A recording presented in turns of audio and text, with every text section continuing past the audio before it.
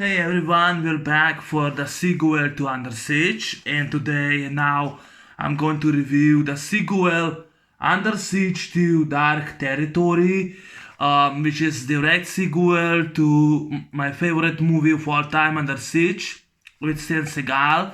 And Casey Ryback did return this movie, and I like this film. I really love this film. I think I like both. I like this film. It's a fun sequel, good action film, fun sequel. But I would say, a huge Rick.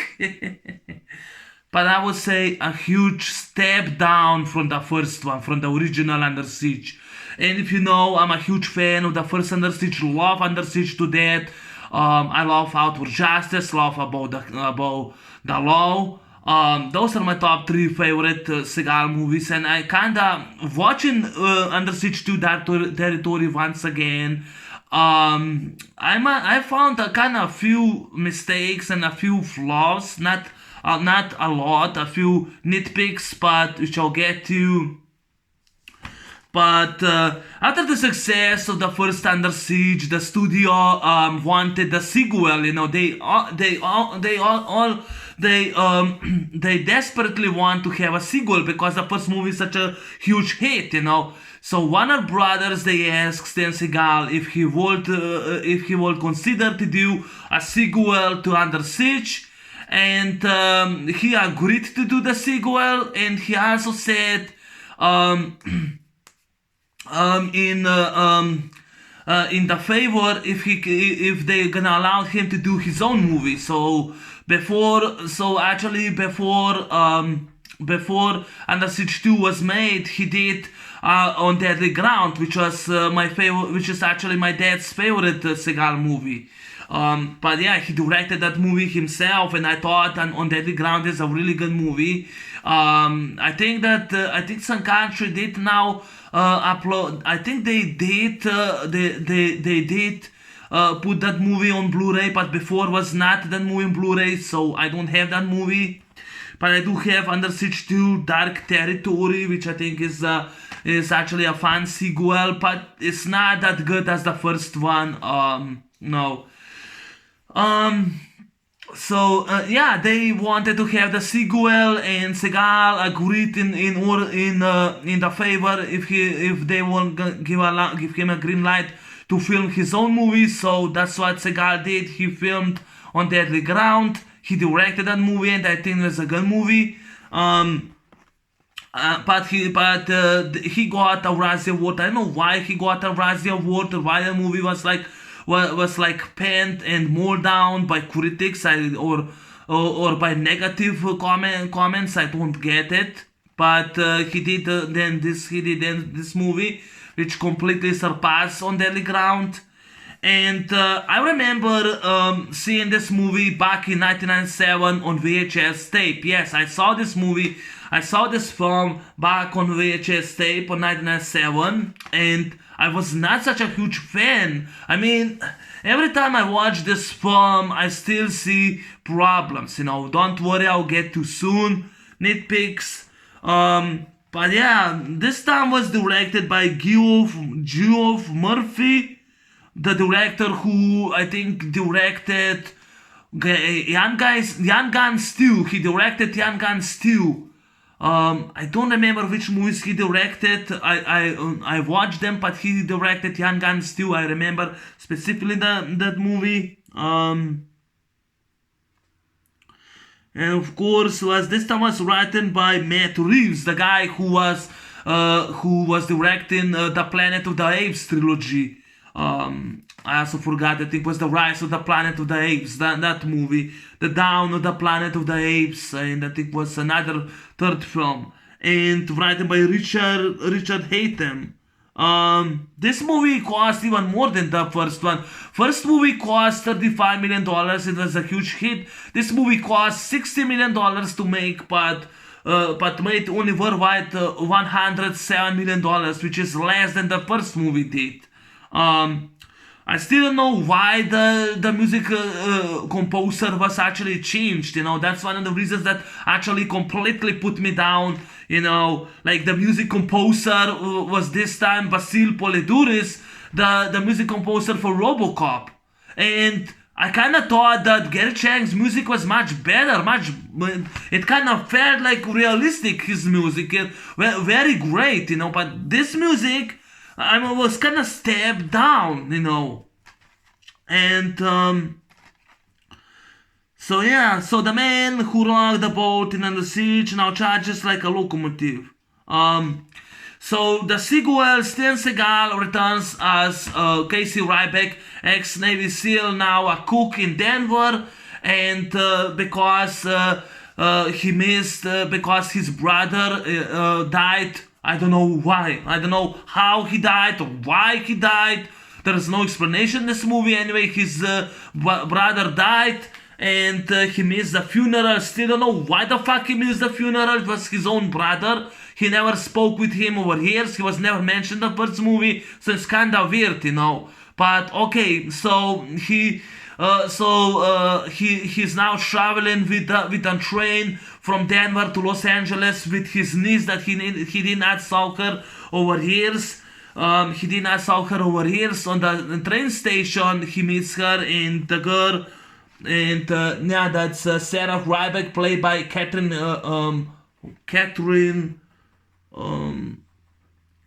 Heigl, yeah, she's played by Catherine Heigl. The actress now, she plays in Grey's Anatomy Easy. I think she's a doctor or nurse. I only saw one bits and pieces of that one episode there. But yeah, Catherine Heigl, she plays Sarah Ryback, niece of Casey Ryback, played by Steven Seagal. And during the train, a group of mercenaries, they decide to hijack the train because they're gonna build a command center for hijacking a top nuclear satellite, which was designed by a genius named Travis Dane, played by Eric Bogosian, and they took the train as a hostages. They hijacked the train, so they built the command center for stealing and hijacking the Razor One. I think was the satellite. I think was the satellite Razor One. They stole the top secret satellite from the government. And this time Tom Breaker returns, but doesn't have much to do like what he did in the first movie. Tom Breaker and of course Captain Admiral Bates, they do return, and I think the other actor from the first movie also does return because they'll die. All three actors, they return. But yeah, so they like I said, they hijack the train. They go in the kitchen. They kill all the cooks except they miss Casey Ryback because he threw one of the cooks out. And now because the whole train is taken by hostages, it's been taken over by mercenaries who are now terrorists, but they're actually more mercenaries. And Casey Ryback, he escapes, from the captures, and he climbs on the top of the train, and while he tries to call the help, he actually meets Morris Chestnut, who is actually a porter, or just more busboy. He's actually a porter, Bobby Zacks, and he becomes his sidekick. And they try to stop the train, and they try to save the hostages because one of the hostages is now his niece. And I don't know, it's just kind of forgettable now. I don't remember exactly what happened. I think then he climbs back in the train, and he tries to get the power. He finds that there's no power. He sends through telefax or something. He goes and he put the calls. He make like a phone, a telefax or something. He called. I don't remember. Sorry. And this movie is just kind of really ridiculous at one point. I'm not trying to offend. It's a good movie.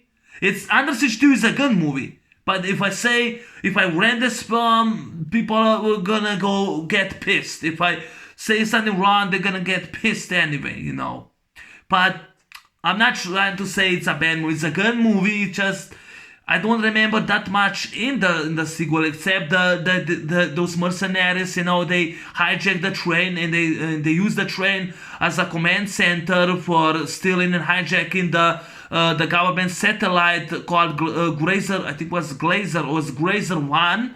And now they are taking like hostages all the world. And genius hacker Travis Dane, he wants to blow the Washington 8 million people he wants to kill, so that he's gonna collect $1 billion because he's been paid by terrorists or freelancers. I don't know who was even paying him.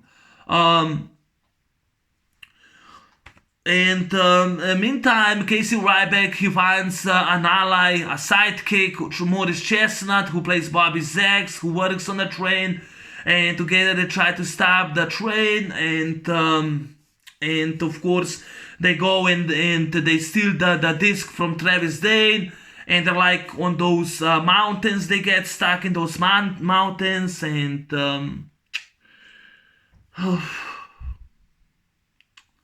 I barely remember about the film. I mean, Sarah Ryback's been hostage, and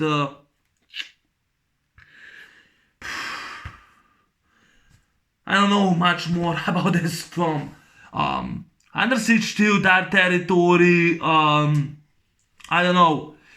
For the 90s, I will expect more. I think that, in my opinion, Broken Arrow is much better film, in my opinion. I think that Under Siege 2, Dark Territory, suffers the same fate as Sudden Death. I don't think that even Sudden Death is better than this movie. I think it's on the same level with Sudden Death, This movie is supposed to be more exciting, but it isn't. And I don't know. I feel like Cliffhanger is much better paced, much better action-packed movie. I think that Broken Arrow, this movie that I love today, is much better paced Die Hard movie. This movie kind of feels like Die Hard, a clone of Die Hard, and a bad one. It's like now his niece, just like Bonnie Bedelia in Die Hard, is now actually a hostage. And I still don't know how he even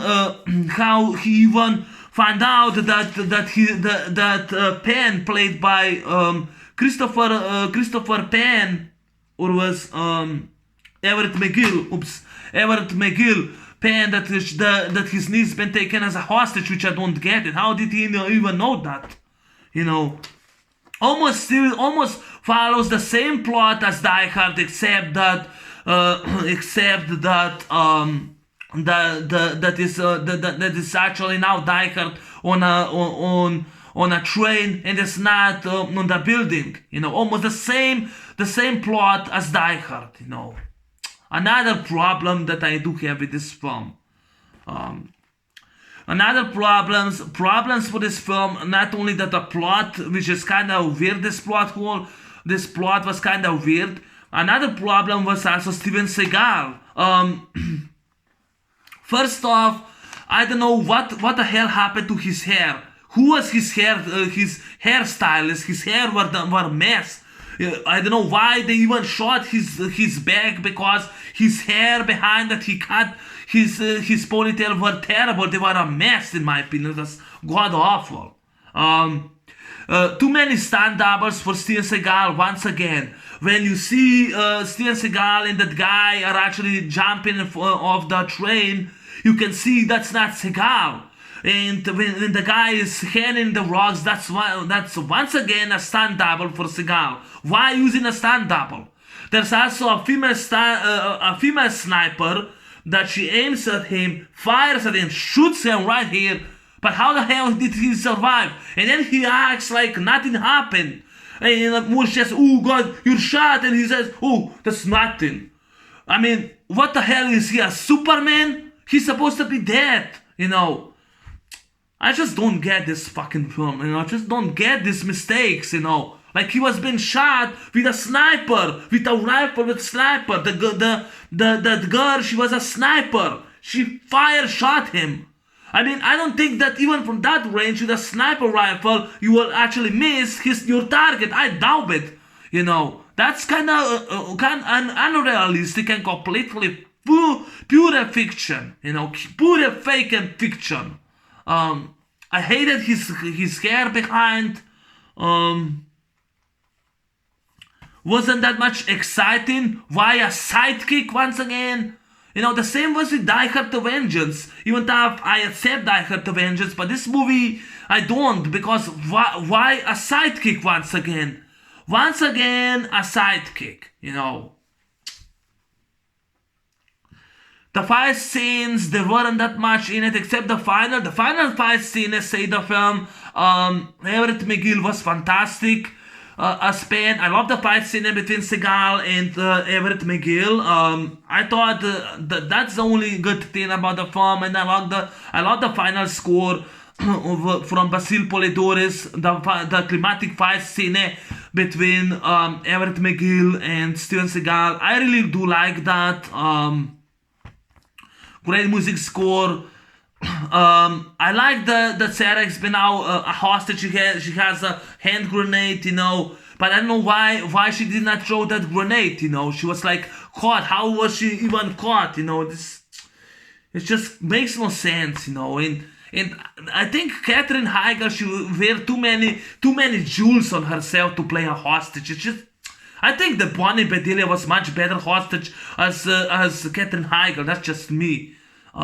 Jenny McCartney, she auditioned for the role, and she met Stan Seagal, and Seagal wanted that she gets dressed as a topless. I think she said no. He claimed that there was a nudity in the film. That was bullshit and a lie. She ran away. I mean, she just ran away. I think that one of his agents called her, asked her to be silenced. I think they pay her for that. I mean, the guy was just cruel to women. I mean, he could at least apologize, you know. Instead, his agents ran for her. You know, that is just really terrible. You know, I honestly think that Fire Down Below is much better, in my opinion, than Under Siege Dark Territory. I definitely think. I know that a lot of people love Under Siege too, but when I just watched the film, I forgot to mention, I like those two stairs, you know, when the secret satellite blows the stairs. I like that. That scene, I like that too. I like when Seagal grabs that bomb, shows the terrorist, and you see you're fucked, and the guy gets blown, and you see a fire. That was damn good. Stunt double, and Seagal kicks him. You know, I like that scene. But many of the scenes are kind of ridiculous, like Seagal is a locomotive and he's shooting. I mean, what the hell? What if Seagal would kill all the men inside? Then no one will be actually driving a train, you know. One of my problems is like Seagal was hijacking a car, which I don't know why was he even hijacking a car.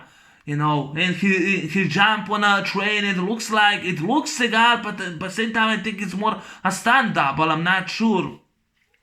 But Under Siege 2, Dark Territory is completely stepped down from the first movie. The first movie I love to death. Under Siege love to death. And yes, this movie is a fun sequel. It's a good movie. It's a good movie, but it's not his best one. It's also, I don't think this movie is a classic film. You know. I think that, in my opinion, it suffers just like sudden death, you know, with too many stunt doubles, too many cliches and plot holes in the film, like Morris Chestnut steals the city, and they and Penn says stop the train, and Travis Dane finds out that the city has been missing, and the train keeps continue moving.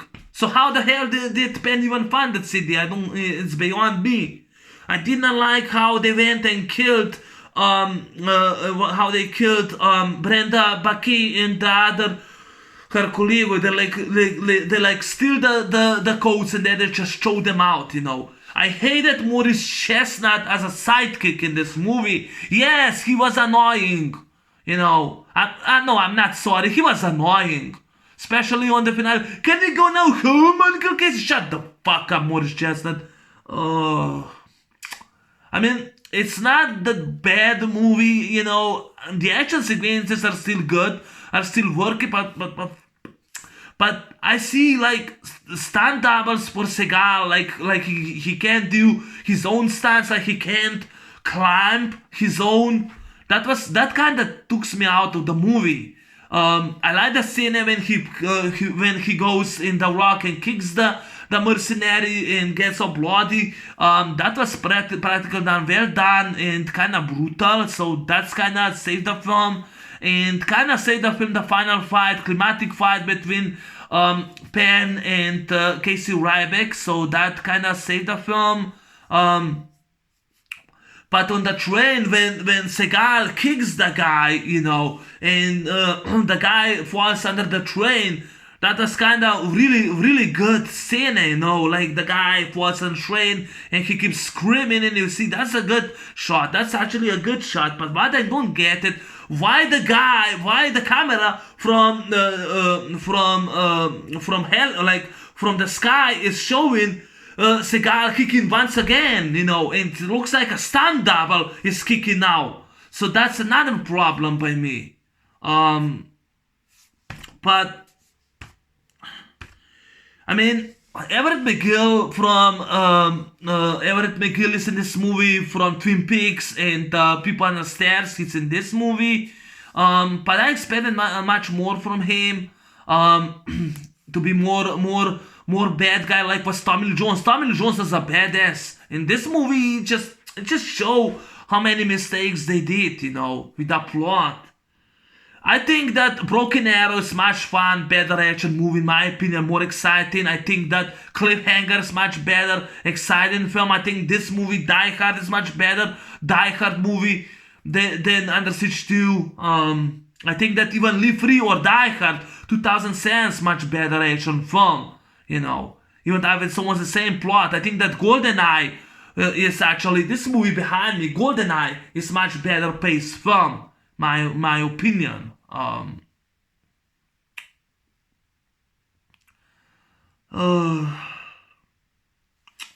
don't know. I don't know. I like the night scene on the train. I like this night scene on the train. And I like Seagal on the night train. The night train scene in the climatic fight scene is the only one that's memorable that I like. Yes, Seagal grabs Peter Green is in this movie. Seagal grabs him and kills him. I like that. But I did not like that I see stunt doubles again for Seagal. I did not like that we see a stunt double like climbing. I did not like when Seagal was starting the engine. You can see the camera shows it's not Seagal in the car. It's a stuntman. Once again, stunt doubles are kind of ruined the film. Like Seagal couldn't do his own stunts, or he wasn't in shape. It kind of looks like I read that he was wearing a vest for his stomach, because probably he gained pounds once again. That's why he's now a fat ass. That nowadays he's a fat ass and people are making fun of him. And I still don't get it. He got shot by a sniper rifle and he was still living, kicking like nothing happened. So that kind of is unrealistic and fiction completely. And I know it's a Hollywood movie, but it's just a big step down from the first movie. I think it's a disappointing sequel, but I still like I like Basile Polidore's music score. I like the climatic final scene. I like Katherine Heigl Sarah Rybeck. I like her. I like the finale when they rush in the tombstones. I like that. I like the explosion, but it's just not. It's a fun film. It's a good film, but it's just not. I definitely am not gonna choose this as my fifth favorite Seagal film. So I think that Hard to Kill is much better film. I think is more better film, more police thriller. That there were like only for only two scenes they used stand doubles, but Seagal was much more in the movie that he was in this movie. So yeah, definitely I would say Hard to Kill is my fifth favorite Seagal film. I thought Under Siege 2 is gonna be my favorite. It just wasn't. 1 hour 40 minutes long with the end credits. It was produced by Seagal, Steve Perry, Aaron Milchan, directed by Geoff Murphy. I don't know. Die Hard on a Train, a lively show, some amazing stuff. I kind of think that, like I said, Cliffhanger I thought is much better 90s action film. I think that the Golden Eye, Broken Arrow, even Demolition Man, is much better 90s action film. Even Con Air I think is much better 90s action film. I think that Die Hard 2, Die Hard The Vengeance, even Live Free or Die Hard are better movies than Under Siege 2. I think Predator 2 is much better than Under Siege 2.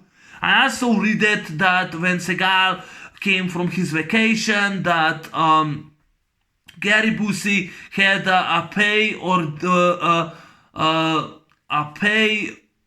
he had this deal, play or pay deal he had with Warner Brothers, and they paid him the money even though he was not in the movie, because when the producers heard he already was in the first movie, he was like, they paid him 7,000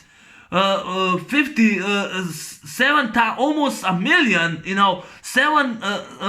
not 7,000, $750,000, almost a million. They paid him, and all the money went from Seagal's pocket for Gary Busey, and it was not matter if he was in the film or if he's not working the film. He had pay or play. He had a play or pay deal, So Seagal.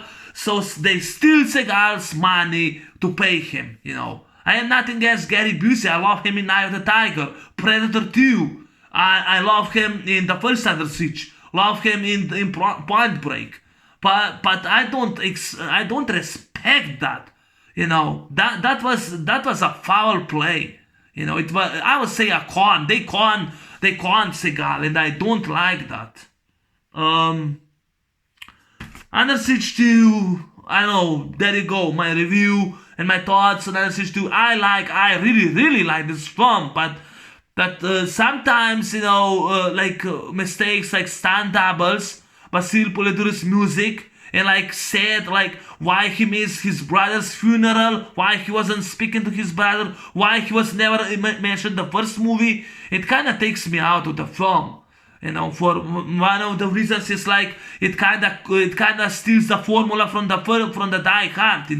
I even think the Die Hard 2 was much better paced film. Even Die Hard The Vengeance came out, Golden Eye came out the same year, was much better movie, much better paced.